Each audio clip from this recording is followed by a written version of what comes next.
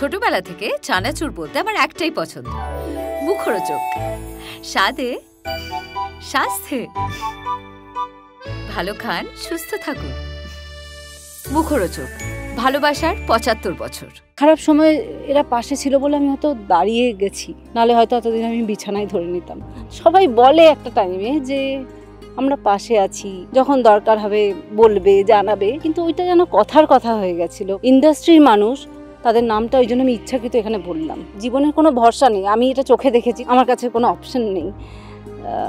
এটা না হলেই ভালো হতো হয়তো। স্মৃতিগুলো তো বোধহয় এখনো ভীষণ টাটকা তোমার কাছে। এটা সত্যি হতেই পারে না, এখনো পর্যন্ত এরকম। সরি। মাঝের কিছুটা সময় বিরতি, আবার নিজের চেনা জগৎ, লাইট, ক্যামেরা, অ্যাকশনে এবং পরিবার, ব্যক্তিগত জীবন সবটাই সামলে আবার পর্দায় বিদিশাদি রয়েছে। বিদিশাদি, প্রথমে বলো কেমন আছো? আমি এখন একটু ভালো আছি, মোটামুটি ঠিক আছে। এখন মাঝখানের সময়টা একটু খারাপই বলতে পারো, খারাপ গেছিলো, এখন তুলনামূলক ভালো। তো আমি যেটা দিয়ে বললাম যে অনেক দিন পর আবার নিজের চেনা জায়গায়, নিজের চেনা জগৎ, যখন শর্ট দাও, ক্যামেরার সামনে আসো, পুরনো স্মৃতিগুলো মনে পড়ে নিশ্চয়ই? হ্যাঁ, পুরনো জিনিস, তার থেকেও এখন মনে হয় যেন, আমি জানি না কেন এটা আমার ফিল হয় যখনই আমি শুটিংয়ে আসি, আমার কেন জানি না মনে হয় এটাই বোধহয় আমার ফার্স্ট ডে। আমার এরকম টেনশন এখনও হতে থাকে, সিনটা ঠিক করে পারবো তো, ডায়লগটা ভুলে যাবো না তো, মুখস্থ রাখতে পারবো তো, ঠিক করে মানে কাজটা করতে পারবো তো, এই টেনশনটা কিন্তু এখনও আমার মধ্যে কাজ করে। প্রথম দিনও কাজ করতো, আজও কাজ করে, হয়তো তুলনামূলক একটু কমেছে, হ্যাঁ, কিন্তু এখনও হয় সেটা। এইভাবেই চলছে এখন আমাদের। পুরনো স্মৃতি বলতে ওগুলোই মনে পড়ে, কি এতদিন তো কাজ করছি, এত বছর কাজ হয়ে গেল, তাও এখনও ওই ভয়টা কাজ করছে। ভালো, ভয়টা কাজ করা ভালো একদিকে, আরও ভালো অভিনয়, আরও, হ্যাঁ, অভিনয়টা ভালো হয়। আচ্ছা, এই যে মাঝের একটু সময় যেটা পরিবার, ব্যক্তিগত জীবন, নিজেকে সামলানো, সবটা সামলিয়ে বেশ কিছুটা সময় বোধহয় নিজের সঙ্গেও কাটাতে হয়েছে, যে আমি আবার কাজ করব, স্বাভাবিক জীবনে ফেরা। হ্যাঁ, একটা ইনসিডেন্ট তো হয়েছিলই, তো সেটার জন্য কিছুটা অন্য জায়গায়, মানে অন্যরকম হয়ে গেছিলাম আমি, খুবই লোনলি ফিল করতাম। এখন ইন্ডাস্ট্রির বেশ কিছু মানুষ, কিছু কথা বলি আমি, বেশ কিছু মানুষ আমি আমার খুব খারাপ দিনে পাশে পেয়েছি। একটা ঋতুপর্ণা সেনগুপ্ত, রীতা দত্ত চক্রবর্তী, শাহানা দত্ত, আর এখন হলো আমাদের স্নেহাশিস দা। এই নামগুলো আমাকে বলতেই হয়, তার কারণ হলো আমার যে প্রচণ্ড খারাপ সময়টা, সেই সময়ে এরা যদি আমার পাশে না থাকতো, আজকে আমি একটা মাঝখানে খারাপ সময় এরা পাশে ছিল বলে আমি হয়তো দাঁড়িয়ে গেছি, নাহলে হয়তো এতদিন আমি বিছানায় ধরে নিতাম। মাঝখানে আমি একটা সিরিয়াল করছিলাম, করতে করতে স্টারেরই একটা সিরিয়াল করছিলাম, তারপর একটা জিয়ের সিরিয়াল করছিলাম। সিরিয়ালটা যখন বন্ধ হয়ে যায়, আমি বেশ কিছুটা গ্যাপ থাকে, তারপর এই সিরিয়ালটার আমার কাছে অফার যায়। স্নেহাশিস দা, আমি খালি প্রথম দিন জিজ্ঞাসা করেছিলাম যে ক্যারেক্টারটা কী। তখন আমাকে হাউস থেকে বলা হয়েছে, দাদা যখন তোমাকে ক্যারেক্টার দিয়েছে নিশ্চয়ই খারাপ দেবে না, আর সেটা নিয়ে সত্যি আমার ভাবার কিছু নেই, ওই একটা কথা শোনার পরে সেটা ভালোই হবে, এরকম বলা হয়েছিল। তো সত্যি ওটা নিয়ে আমার বলার কিছু, বা আর আমি একবারও ঘুরেও জিজ্ঞাসা করিনি, আর আজ পর্যন্ত জিজ্ঞাসা করিনি কিছু। সত্যি দাদা যখন আমাকে ক্যারেক্টারটা দিয়েছে, ক্যারেক্টারটা খুবই ভালো, আমার করতে খুব ভালো লাগছে। ক্যারেক্টারটা ভীষণ ভালো একটা ক্যারেক্টার, খুব পজিটিভ ক্যারেক্টার। আমি বাড়ির বড় বউ, সবাইকে খুব ভালোবাসি, আমার দুটো মেয়ে আছে, একটা তটিনী, একটা নন্দিনী। পরশুরাম সিরিয়ালটা সবাই নিশ্চয়ই দেখছেন, আশা করি আপনাদের ভালো লাগছে, খুব ভালো লাগছে। ক্যারেক্টারটা কীরকম বলবো আমি, ক্যারেক্টারটা খুব প্রতিবাদী, আবার খুব নিরীহ একটা ক্যারেক্টার, সবাইকে খুব ভালোবাসে, অনেক সময় অনেক কিছু করতে পারে না, চেষ্টা করে। ক্যারেক্টারটা করে তখন আমি যে মাঝখানের ফেজটা, যেটাতে আমি ছিলাম আর কি, বলছিলাম যেটা নিয়ে, যে খারাপ সময়টা, আমি যখন সিরিয়ালে মানে সিনে ঢুকি, আমি না ওই ফেজটা ভুলে যাই। আমার ক্যারেক্টারটা করতে এত ভালো লাগে, আমি ওই ফেজটা মনে হয় যেন ভুলে যাই। ওই লাইফটা আমার জীবনে ছিল না ওই টাইম। দেখো আমাদের এখানে সিরিয়ালে বেশ অনেকখানি সময় আমাদেরকে কাটাতে হয়, শুটিং থাকলে আমি না ওই ফেজটা তখন ভুলে থাকি, আমি ভালো থাকি। বিদিশাদি একটা কথা বলো যে মানসিকভাবেও তো নিজেকে অনেকটা স্ট্রং করতে হয়েছে এবং নিজেকে বোঝাতে হয়েছে, সেই সময়টা মানে ইন্ডাস্ট্রির মানুষ তো অবশ্যই ছিল, পরিবারকে কতটা পাশে পেয়েছো? আমার একটা ছেলে, আমার ছেলেকে আমি কিরম বলবো, মানে আমাকে বলতে পারো আমি প্রায় যখন আমার খুব একটা খারাপ টাইম, তখন আমার ছেলে আমার ভীষণ সাপোর্ট করেছে বাড়িতে। ওরা আমার ওই চেহারাটা দেখতে ভালো লাগতো না, তুমি বেরো, তুমি কাজে যাও, তুমি কেন কাজ করছো না, বন্ধুদের সঙ্গে দেখা করো, যোগাযোগ করো। আমি একদম একা হয়ে, মানে আমার কারোর সঙ্গে কথা বলতে ভালো লাগতো না, কারোর সঙ্গে গল্প করতে ভালো লাগতো না, ফোনে কথা বলতে ভালো লাগতো না, কারোর সঙ্গে দেখা করতে ভালো লাগতো না। ওই সময় আমাকে ছেলে খুব সাপোর্ট দিয়েছে, তো এটা আমার কাছে একটা খুব বড় পাওনাই বলতে পারো।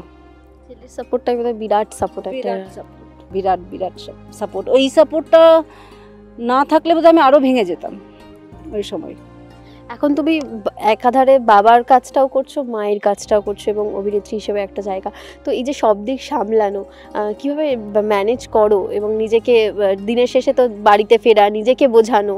দেখো এখন আমার ছেলে একটু বড়, তো ওকে আগের যেরকম যখন আমি সিরিয়াল করতাম তখন ও ছোট ছিল, তো ওর পেছনে আমাকে অনেকটা সময় দিতে হতো। বা আমি যখন আগে খুব ফুল ফ্রেজের যখন কাজ করছি, সেই সময়টা একটা টাইম হয়েছিল যে আমাকে সিরিয়াল ছাড়তেও হয়েছিল, অনেকটা সময় আমাকে গ্যাপ নিতে হয়েছিল। গ্যাপটা আমি নিজেই নিয়েছিলাম যে ওর একটা ক্লাস অবধি না হওয়া পর্যন্ত মানে একটা জায়গায়ও চলে আসবে, তারপরে আমি আবার জয়েন করবো, এবং তাই আমি করেছিলাম। যে ও একটা ক্লাস হয়ে গেল, তো ক্লাস 12 হয়ে গেছে, তারপর আমি জয়েন করেছি। তো এখন ওই চাপটা আমার নেই যে ওর পেছনে আমাকে ছুটতে হয় বা দেখতে হয়, ও এখন নিজে নিজে সব করতে পারে। আর দেখাশোনা বলে মানে বাড়ি বাইরে বাবা মা যেটা হয় সেটা তো করতেই হবে, এখন তো আমার কাছে কোনো অপশন নেই, এটা না হলেই ভালো হতো হয়তো। এই সময়টা কতজনকে পরিবর্তন হতে দেখলে তুমি? যারা পাশে ছিল তারা তো ছিলই, এবং বেশ কিছু জনকে হয়তো তুমি বদলাতেও দেখেছো। হ্যাঁ নিশ্চয়ই দেখেছি, মানুষ সময় সময় মানে পরিবর্তনটা চলে আসে হয়তো। আমি অনেককে দেখেছি এই সময়টাতে, এই সবাই বলে একটা টাইমে যে আমরা পাশে আছি, যখন দরকার হবে বলবে, জানাবে, কিন্তু ওইটা যেন কথার কথা হয়ে গেছিলো। বা খুব কম জনকে আমি পাশে পেয়েছি, এবং যাদেরকে আমি পেয়েছি আমি আমার ফ্যামিলি ছাড়া, আমার মা দিদি এদের ছাড়া বললাম, ইন্ডাস্ট্রির লোক, ইন্ডাস্ট্রির মানুষ, তাদের নামটা ওই জন্য আমি ইচ্ছাকৃত এখানে বললাম, কারণ এদের ঋণটা বোধহয় আমি মানে কোনোদিনও চোকাতে পারবো না, বলে না ঋণ চোকানো, সেটা আমি করতে পারবো না, তো এটা বলতেই হয় তাদের জন্য। আর যারা বলে তারা হয়তো ওটাই স্বাভাবিক, আমরা কথার কথা যেরকম বলি আমি আছি, দরকারে জানিও, কিছু দরকার লাগলে বলো, ওটা স্বাভাবিক একটা কথা হিসেবে মেনে নিয়েছিলাম। নিজের পরিবর্তন কতটা লক্ষ্য করলে? আগে যেরকম ছিলে এবং তোমাকে বরাবরই খুব শান্ত, খুব মানে খুব মিষ্টি স্বভাবের তুমি, যেটা তুমি সকলেই বলে, সেদিক থেকে এবং নিজেকে ব্যালেন্স করা, এগুলো কি কিছুটা পরিবর্তন হলো নিজের মধ্যেও?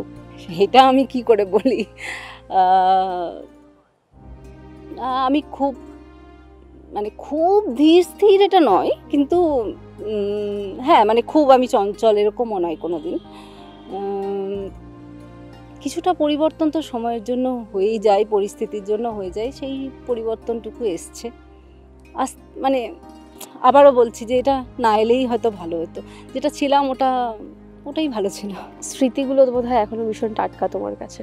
হ্যাঁ মানে আমার কাছে এখনো সত্যি কথা বলতে মাঝে মাঝেই মনে হয় এটা আমি স্বপ্ন দেখেছি বা স্বপ্ন দেখছি, এটা সত্যি হতেই পারে না এখনো পর্যন্ত এরকম। সরি, একদম না, এবং এরম ভালো থাকো, নিজেকে ভালো থাকাটা। আমি একটা কথা বলতে চাই, আমি কাজ করে আমি ভালো আছি, আগের থেকে অনেক ভালো আছি।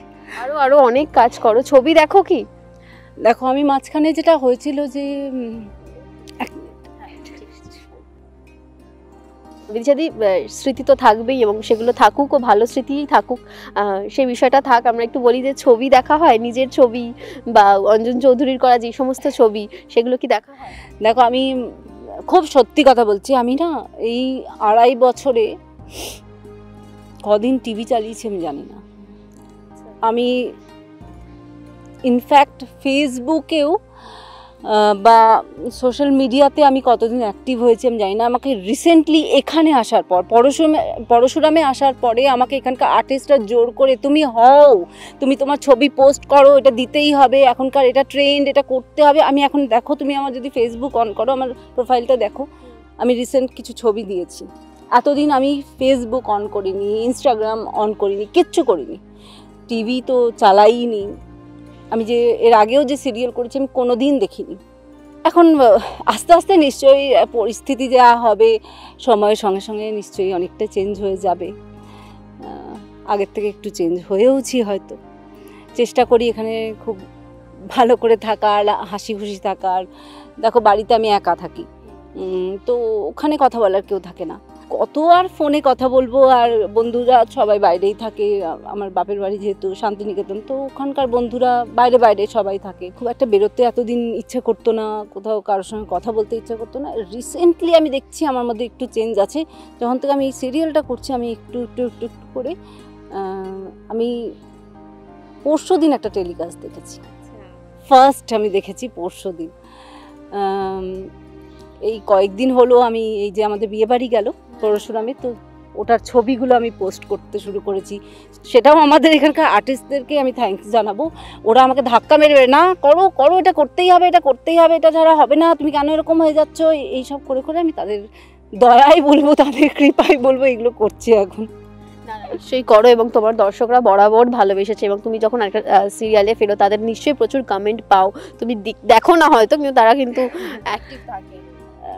হ্যাঁ শুনি, দেখো এটা তো আমি ওইভাবে তো দর্শকদেরকে মানে সামনাসামনি তো আমরা করি না, তো আশা করি ওনাদের ভালো লাগবে।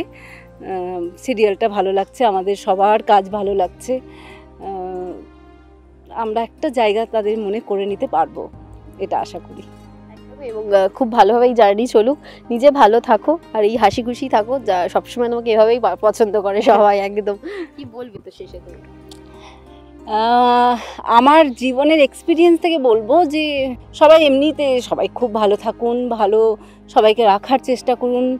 জীবনটা আমাদের খুব ছোট এবং অনেক কিছু প্ল্যানিং আমরা করে থাকি যেটা অনেক সময় হয় না, তো যেটা প্ল্যানিং করছেন সেটা করে ফেলুন।